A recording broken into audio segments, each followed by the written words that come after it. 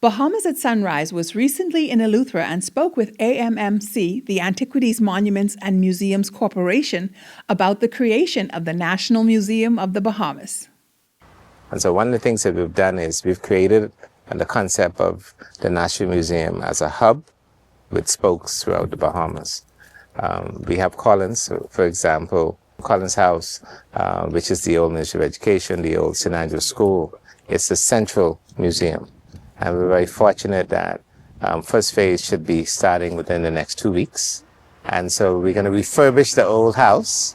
It's quite exciting because for many years, after the departure of the Ministry of Education, we got a lot of criticism because of the fact that the building was allowed to deteriorate. It's very expensive now to restore it, but it has great bones. And we anticipate that that will be the central hub.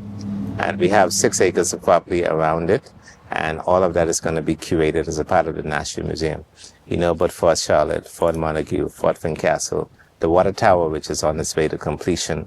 And then, of course, we have a museum in Bimini. We have a museum on Long Island. We just completed work on a structure in Grand Bahama, where the Grand Bahama Museum will be. The AMMC has plans for the historic Mission Building in Rock Sound, Eleuthera, to be a part of the Inter-Island Cultural Network. Well, the complex across the street is what used to be referred to as the Mission House or the Rock Sound Clinic. And for many years, it had varying uses. We've had even NGOs operate from here, one the Eleuthera Foundation at one time.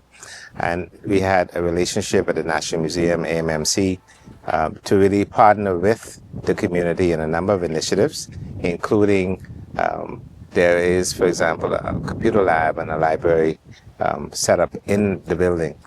Of late, what we've sought to do is ensure that we provide the maximum use. Since when the Eleuthera Foundation left and the library and the computer lab are not operational, we've had some interest from other stakeholder partners to do some work there. And we also intend to ensure that the facility can serve the needs historically of the community, and that is to provide a base for the National Museum. And the National Museum here in Rock Sound will be a place where persons can actually come and see artifacts of various kinds, as well as to have an experience that would be similar to any location that we have throughout the National Museum network. Abaco is also an integral part of the network. We have private museums that we're also going to affiliate ourselves with. There are 3 in Abaco, for example, the Ryan Malone in Hopetown, the Albert Lowe in Greenfield Key, and then another museum in Manawa Key. And then we're also looking further afield to have community-based museums. The first that we're leading off with is in Dundastown, the old schoolhouse at the Dundastown Primary School. That's going to be a site for one of our facilities. And then we also have a relationship with Friends of the Environment in Abaco. We're looking to partner with them at their location to create our presence again for the Paleontological Museum. If you recall, several years ago, National Geographic did a study on some of the fossils that were found in caves in Abaco, in particular the sawmill sink. And we had some specimen from the tortoises that used to occupy Abaco, as well as the crocodile, which are common more to Cuba. And so those artifacts are in the repository in Nassau, as well as we've recovered a lot of those artifacts since the destruction of Dorian. And we lost that museum in Abaco, and with the Florida Museum of Natural Science and the University of Florida in safekeeping. And so we're looking to reposition that property again at the earliest possible opportunity within the next budget period, which starts July 1st. The National Museum Network will incorporate a digital cultural heritage trail. We live in we call it the digital age, even though some of us are technologically challenged ourselves. What we have done is we have actually started a template on how we can connect people through the devices that keep their attention all the time. Everybody has a smart device, whether it's a phone or it's a tablet or it's some other kind of technology. And so we thought about the fact that the easiest way to tell people about something is for them to be able to scan a QR code or to be able to Google it or to check it out online in some fashion. And so what we've done is we have a a proof of concept that we prepared for a digital heritage trail, a cultural heritage trail within the Bahamas, starting in Nassau, with some of the more iconic locations. We've already done the proof of concept that includes the House of Assembly, Government House, a lot of the buildings downtown, the squares, as well as the forts, as well as the water tower. And so that is going to see its first trial very soon. And what it does is it provides an opportunity for not only education, but monetization. Part of that experience is going to be signage that has QR codes, as well as plaquing on buildings and structures and locations with QR codes. And so when you scan the code, of course, there's a fee to get access. You could do self-guided tours, or they can actually be purchased by experienced tour guides, which monetizes the museum. So you can imagine that those persons drifting around trying to find something to do, whether they are on cruise ships or they're overnighting, and even Bahamians domestically can purchase tours, which would be a part of that trail.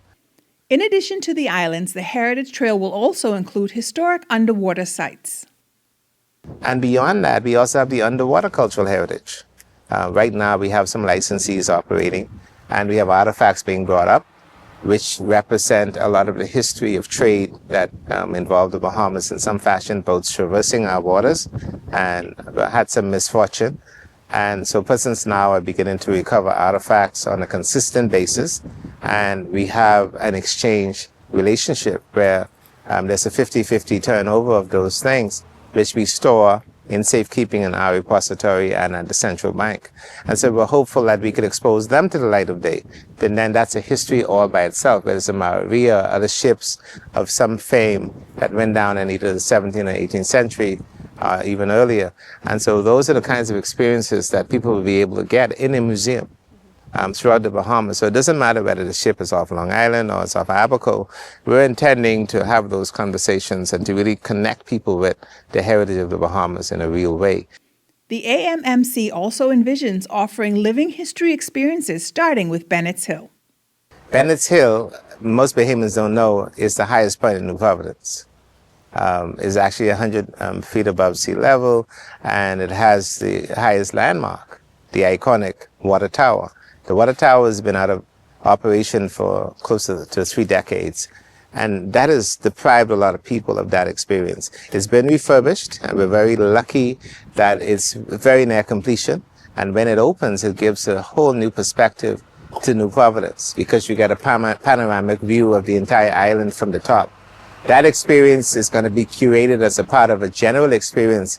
We know Fort Finn Castle. Fort Finn Castle itself is on Bennett's Hill. The Queen's Staircase is at Bennett's Hill. We have 300 years of history represent 3 different centuries of history represented. We're able to have conversations with people and tell stories in real time. The reenactors, or what we call the living history actors, will be in character all the time. I mean, I think for the most part, we think about living history actors, we think about pirates. And they're the most popular. We have some great characters, but the reality is that the forts exist to prevent the pirates. So you won't be seeing pirates at the fort. Sorry about that. But you may see them along West Rogers Walk, interacting with West Rogers perhaps. But we intend to really expand our ranks. We've been talking about to some of our stakeholder government partners about some of the various, I wouldn't mention their name, the various young persons who've been trained in other areas to bring them into a framework where they become a part of our cadre. And then they now could be living history actors on a consistent basis, providing support for our tourism industry in the first instance, and then taking our history forward. People will be able to get iconic photographs that they could be memorabilia to take away with them like they would at any major attraction, whether Disney or otherwise, and they want to go back. I mean, one of the big things for people is you go on a cruise ship, you want photographs. And you put it up in your house so you can say, well, that was the best cruise of my life. You know, so we want to give people the best visit of their lives, because we know there's a substantial amount of information suggesting that more than 1.5 million people come through that whole facility. We're not benefiting from that. We want that to be a benefit not only for ourselves on the top of Bennett's Hill, but also for Fort Finn Castle and for Mason's Addition.